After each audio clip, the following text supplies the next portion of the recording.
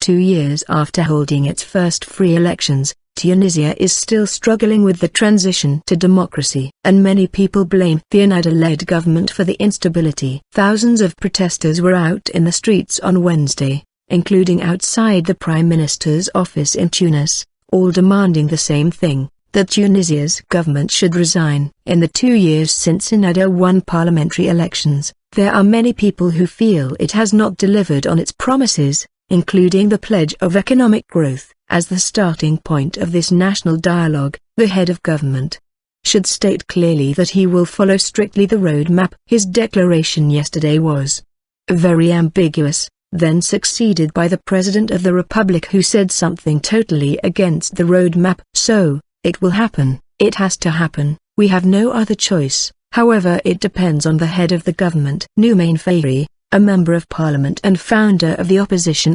Towns Party. Wednesday's demonstration took place just hours before the planned start of a national dialogue between Ennahda, its allies, and opposition groups. In an apparent attempt to disrupt those talks, religious hardliners killed 7 security officers in the city of Sidi Bouzid. Adding to the political pressure is a coalition of secular opposition parties that is demanding the government step down immediately. In a surprise announcement, Tunisian Prime Minister Ali Lareid confirmed that the Ennahda-led government would be ready to resign if certain preconditions were met.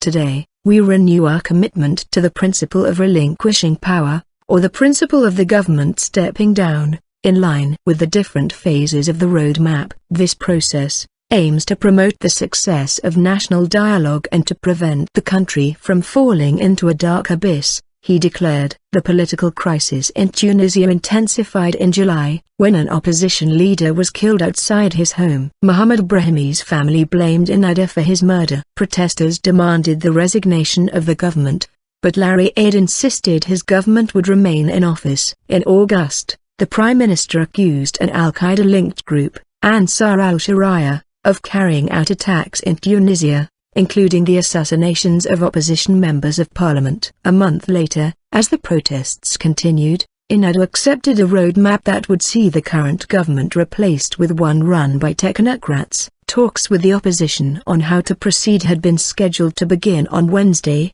but have now been postponed until Friday.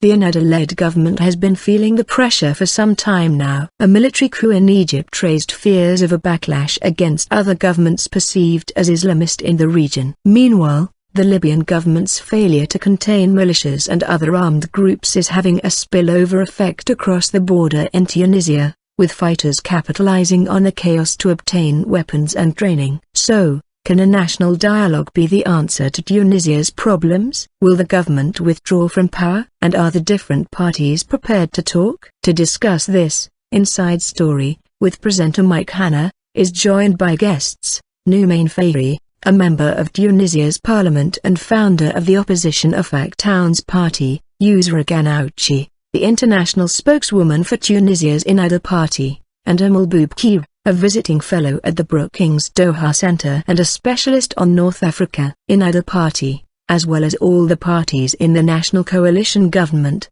have expressed and stated clearly and reiterated the commitment to this national dialogue and have made many compromises already, including expressing clearly their willingness to leave power. However, parties boycotting the national dialogue, and also the withdrawal of members of the assembly, is stalling the process. They need to return to the assembly in order for us to accelerate the work as required by the roadmap.